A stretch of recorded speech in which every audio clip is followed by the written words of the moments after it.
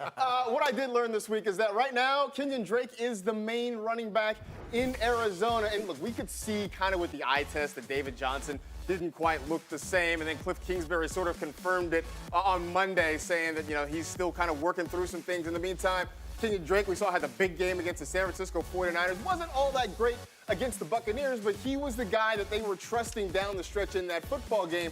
And as long as DJ is still working through this injury situation, I think the Cardinals are going to lean on Drake to kind of be that guy to carry the offense. Okay, Fab, did you learn that this next guy played high school baseball with Clayton Kershaw? I didn't learn that because I already knew it. Really? But I miss Matthew Stafford, man. I mean, it's okay. Last week, Marvin Jones had an okay game. Galladay had an okay game. But I feel like these guys don't have the ceilings that they have with Stafford with Jeff Driscoll under center.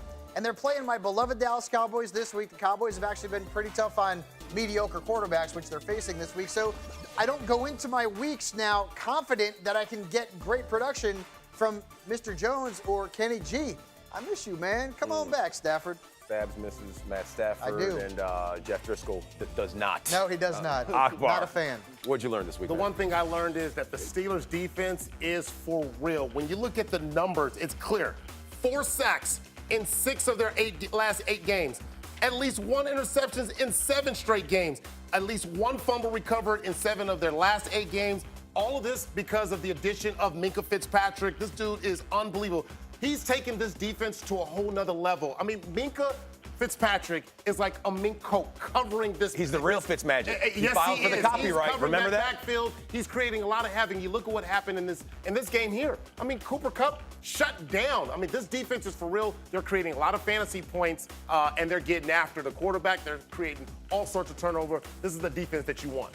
All right, I don't want anyone to get this clouded, but what I learned this week is that that guy right there, Christian McCaffrey, Lil Sweet, and why you call him Lil Sweet? Well, because he's sweet. He's not as big as most guys at his position. And how about Lamar Jackson? They're just as good as Patrick Mahomes. They're the new Patrick Mahomes. Either one of those guys, you put him in, and you're going to get some points. CMC, 21 plus in 8 of 9 games. Lamar Jackson, the most points when it comes to quarterbacks, 26.4. And let's just take a look at the pace that these cats are on. Lil Sweet, on pace to surpass our own LaDainian Tomlinson. I don't think he knows that that's his nickname. Well, Willie McGinnis calls him that all the time, and I'm sure he listens to what Willie has to say. And in the meantime, I want LT to continue to be the guy. Mr. Jackson, if he keeps it up, he'll be the highest scoring quarterback in the history of the fantasy game, and that right there looks to be pretty solid. Here it is, my Fabs Fast 5 players who are no longer set it and forget it fantasy studs. At number 5, Darren Waller. You remember, guys, when this player was unbelievably productive every single week, he was scoring fantasy points. Since week 8, he's 24th in points among tight ends, and he now has the 9th hardest remaining schedule among tight ends in the National Football League. At number 4, sorry about this, Akbar, Juju Smith-Schuster, who ranks 48th in fantasy points per game at wide receiver. 48th, okay? That's worse than Devontae Parker, Jamison Crowder, and Curtis Samuel. He's got the Browns this week. They've allowed the 8th fewest receiving yards to wide receivers since week 7. This is a bad news Bears situation for Juju Smith-Schuster. He did, and he's not going to like that. At number 3, David Johnson. Guys, he returned to action last week. Didn't score a single fantasy point. He trailed Kenyon Drake in snaps and touches. He's got the Niners this week.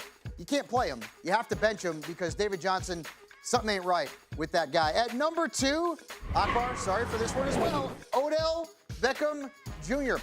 He is 37th among wide receivers at fantasy points per game. That's pretty awful. He's also scored just 1 touchdown this year. He's had 17-plus fantasy points 1 time this year. Now, he is ranked for tie and 11th in targets at wide receiver, so you probably still have to play him, but I miss the days of him catching passes from Eli Manning. And at number 1, Todd Gurley. He has seen fewer than 20 touches in every game this season. He's played 75% of the snaps.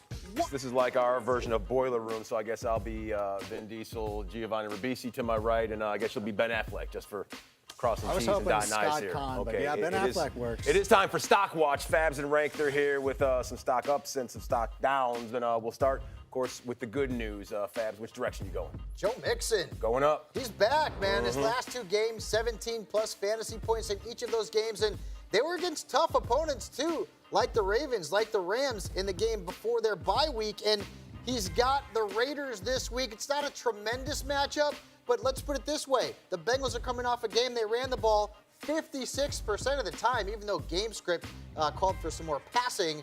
But with that inexperienced quarterback under center, Joe Mixon's getting more love. Okay, Rank, how about you? Whose stock is on the rise, my man? I'm going to go with DJ Moore, who's put together back-to-back really impressive weeks. And I was chagrined this week as I left him on the bench and Cooper Kupp was shut out. Now, nobody would have gone into that game thinking, yeah, I'm not starting Cooper Kupp. But the thing is, you have to start finding ways to get DJ Moore into your lineup, especially with some nice matchups looming on the horizon. I'm loving his stock. All right, let's. And it's not that fake room with all the phones or anything like that. No? No. Okay, all This right. is legitimate stock.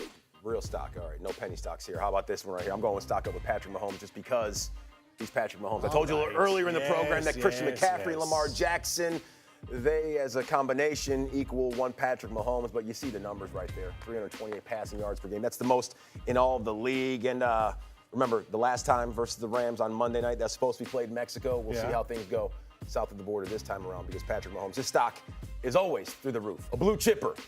Especially with you. The opposite of a penny stock. Now there's some guys whose stock could be dropping, Fabs. Do the deed. Yeah, man, Drew Brees. Last week he had What? the matchup of all matchups. Huh? It was tremendous against Atlanta. 11 points. He was terrible, okay? And now you look at the matchup this week against the Buccaneers. He's a must start. Listen to this, okay?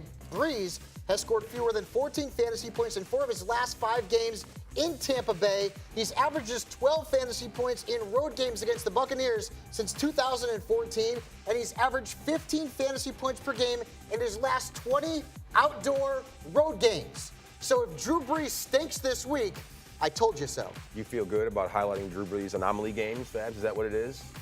I don't know. What It's factual I just information. said is not an anomaly, it hurts my me. friend. It hurts me to my It's core. not an though. anomaly. It hurts me to my core. Rank, how about you? I'm going to go with Terry McLaurin, and this has nothing to do with him. It's the quarterback situation. Dwayne Haskins is going to be the starting quarterback in Washington. And there was a report this week that Mike Garafolo talked about where Adrian Peterson has really implored him to study that playbook, to make sure that he knows the plays. They want him invested in this offense. So those kind of things concern me because this was a huge breakout for McLaurin, but now it feels like you can't start him at all. Yeah, getting that playbook, it will behoove you, Mr. McLaurin. And stock down for me is on a top 10 unit, but whatever it is, the Chicago Bears, despite the fact they are 7th, there are just so many trust issues with me and that Chicago. You don't look at me like that. No, you Frank. want to know what you want the answer? What could it be? I'll tell you, it's Akeem Hicks. Oh, okay. Or it could also be the fact that he had fewer than 5 points in Wait, hold on. 2 of the Khalil last 3 Mack games. has had 1 sack since Akeem Hicks went down. They don't have to pay. I mean, He they helps. don't have to pay attention to it. Yeah, they need 5 and a Leonard half sacks Floyd. for Mack. 12 All right, and a half, you've got 12 me. and a half a now year you've ago. got me upset. I'm just trying to let you know why their stock is down. They need Leonard Floyd to step up. So time to put a cap on the week presented by New Era. And I'm not a you're Carolina already Panthers fan, rocking? but I am a fan of this hat right here. We're going to look back at some unexpected fantasy players who played last week who really have some potential to do more of the same this week, but you didn't really see them having big-time weeks in Week 10. Which way Well, you know what? Actually, this guy's been pretty decent for a pair of weeks.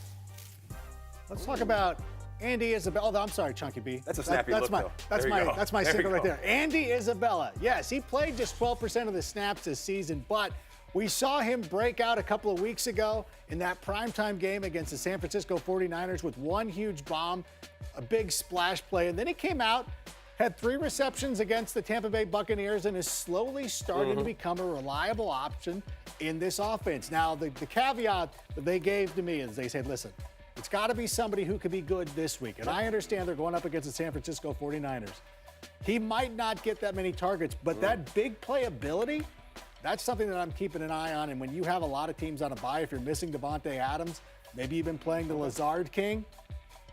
Commandant Lazard. There it is. All right, I like that too. All right. I feel like you don't want to take that Cardinals Oh my hat off, gosh, but I'm you sorry. have to. I will, We have to keep the segment up and running. You're going to go with a guy who has a great first name. Oh, by the way. Does he? He does. No. Stupendous. Yeah, let's go with. You're not Let's go. feeling I go Cole Beasley. I Okay, understand. I get the okay, joke. all right, It's right. better when I no sell it because that deserved to be no sold. But somebody who should be put over is Cole Beasley, who has been one of the most consistent receivers in fantasy football this season, as you saw right there. Over 11 fantasy points against the Cleveland Browns. Josh Allen has been looking for him, and we saw it in the preseason. He started targeting him a lot. We thought that John Brown was going to have an immediate connection with Josh Allen. They're good, but Cole Beasley is somebody that he's really focused in on. All right. You want to move things along? Well, why don't we stay on the here. same? I like this hat so much. I feel like it fits me. Okay. You know, I like the Bills Mafia. We're down. I would jump through a flaming table. How about mustard and ketchup? Would you get it squirted all over that snappy getup? No. Okay. Akbar Don't do that. suit? Maybe. Maybe. This one? Yeah, No. of course. This is custom made. Okay, this it isn't is. off the rack like other people. But Whoa. Dawson Knox. They're saying don't knock Akbar suits, but we want to talk about Dawson Knox. Okay, all That's right. what it was. Okay, Yeah. that's the Don't note they knocks were, those they were suits. giving me Yeah. in my ear. You know what? Honestly, like, again, the tight end position, it is so hard to find people who can be reliable. We saw him last week. He got close to double-digit fantasy points. We like that he had 6 targets, that he turned into 4 receptions. When they get near the goal line, stop going to Frank Gore. Can you just kind of give it to Dawson Knox just once? That's all. And he's got a good matchup this week against the Miami Dolphins.